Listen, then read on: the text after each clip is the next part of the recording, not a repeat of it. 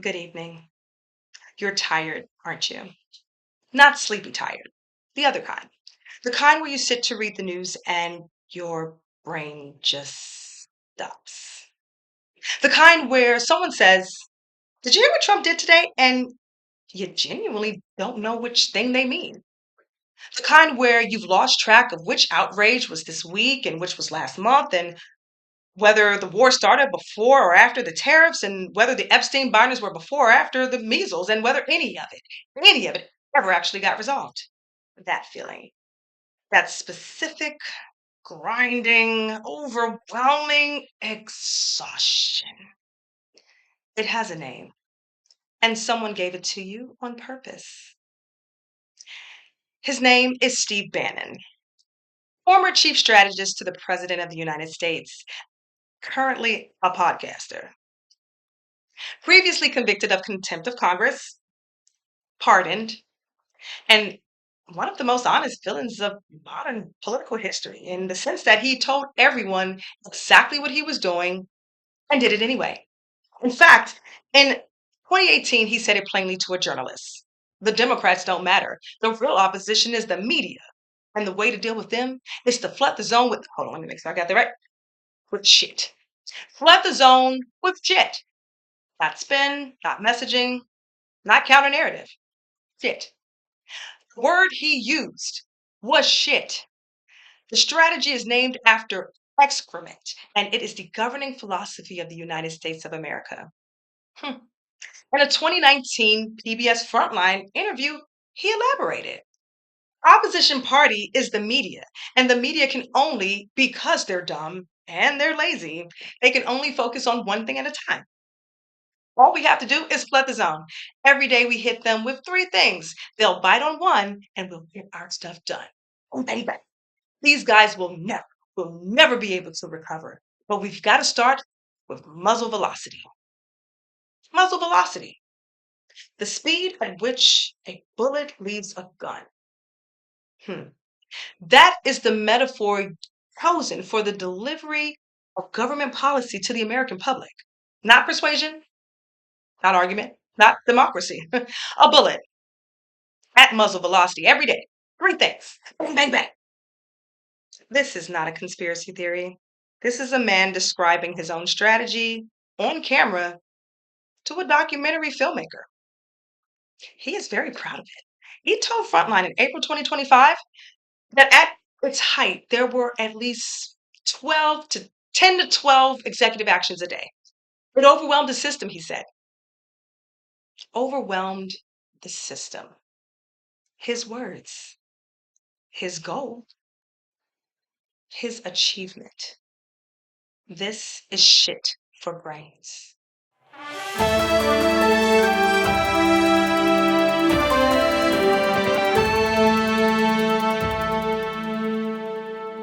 Let us walk through the mechanics because understanding the trick doesn't make you immune to it, but it does make you slightly less of a volunteer victim. The strategy works by rapidly forwarding large volumes of newsworthy information to disorient opponents and distract the public from undesirable reports. Undesirable reports, meaning the things the administration would rather you not dwell on. Here is a partial list of things that happened in the administration that received between 48 hours to 72 hours of coverage before being buried by the next thing. The Secretary of Defense texted military strike plans to his wife, buried by Venezuela. The deportation of a legal resident to a torture prison by administrative error, buried by Iran. The Supreme Court ruling that the tariffs were illegal, buried by more tariffs. The Epstein binders containing publicly available documents presented to influencers with government seals, buried by the birthday card with the drawing on it. The birthday card with the drawing on it, buried by Tucker Carlson being tormented. Story individually would have ended the presidency in 2005.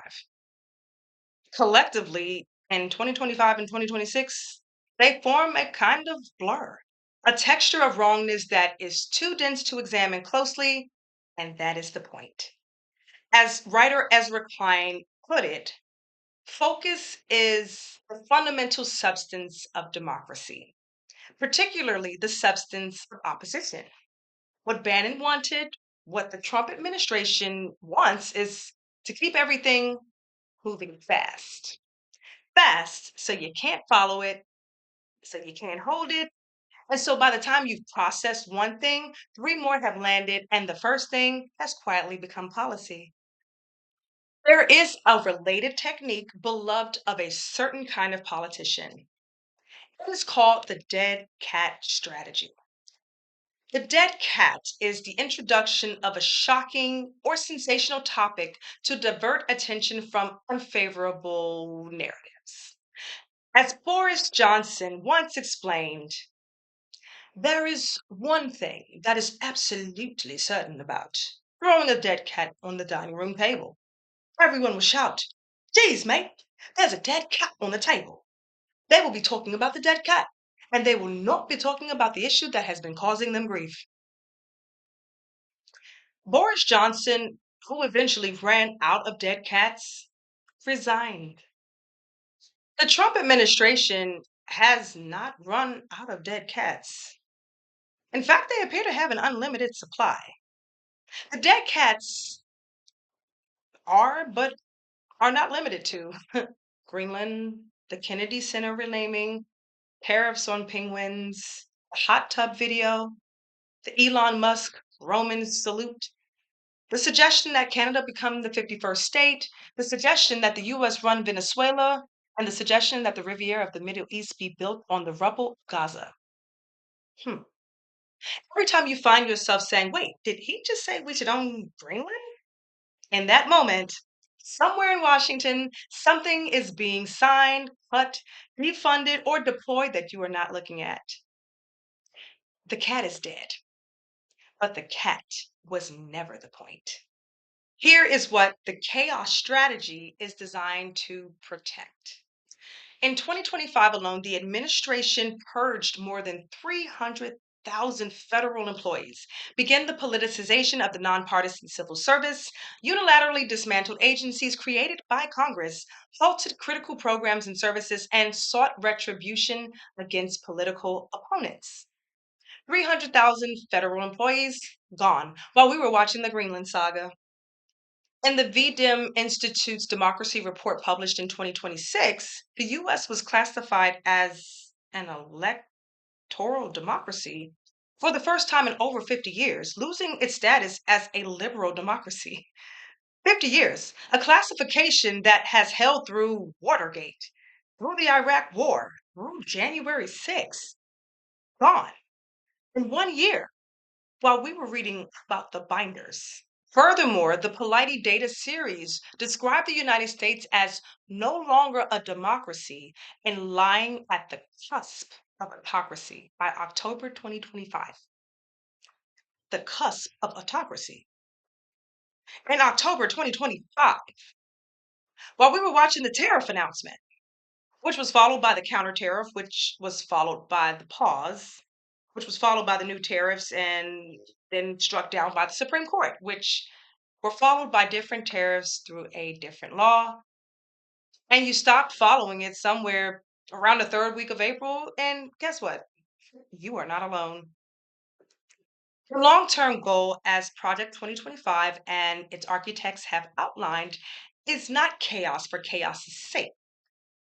It is the permanent restructuring of the US government to concentrate power in the executive branch.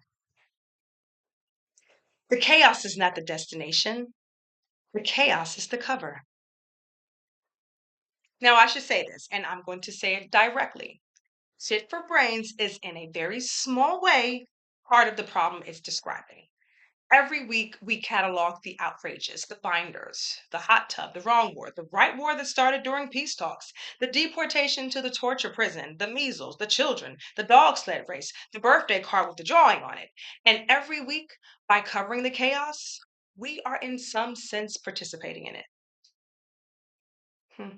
because the outrages are real and they deserve coverage. And they are also, at least in part, performing the function they were designed to perform, keeping your eyes moving, keeping your attention distributed, and keeping you from sitting still long enough to see the whole picture at once.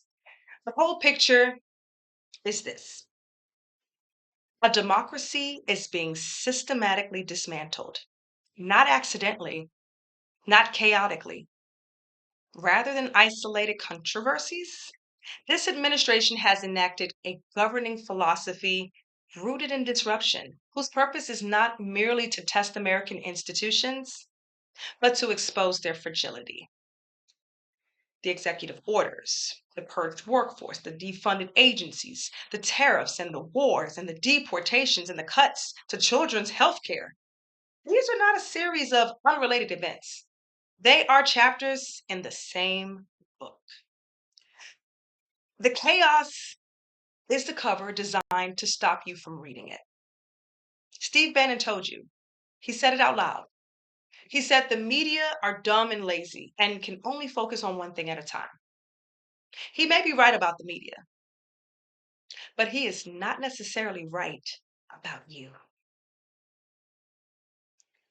So, what do you do with that? We're not going to pretend this show has the answer. We make jokes about binders and hot tubs and dog sleds, and we have a rude name and a theme tune. We are not a resistant movement. We are not. But here is what we know. The fires are everywhere. They are little, they are many, and they are in part deliberate. And the people who set them are counting on the fact that by the time you've dealt with one, they've started three more. Bang, bang, bang. Muzzle velocity. Antidote, as best as we can tell, is the thing that is hardest to maintain when everything is on fire. Focus. Focus not on everything, not on every outrage, but on the ones that don't go away. The ones underneath the noise, the structural ones, the ones being signed into law while everyone is arguing about Greenland. Those ones. Keep your eye on those ones. And come back next week because we'll be here cataloging the fires, noting which ones went out and which ones spread while we were watching others. That's the job. It's not enough, but it is something. This has been Shit for Brains. Good night. And for the love of everything, please pay attention. Trump turd, jummy brains, and ain't shit we can do about it. Do about it, do about it, do about it. Shit for brains, so take a seat so we can talk about it. Talk about it, talk about it, talk about it.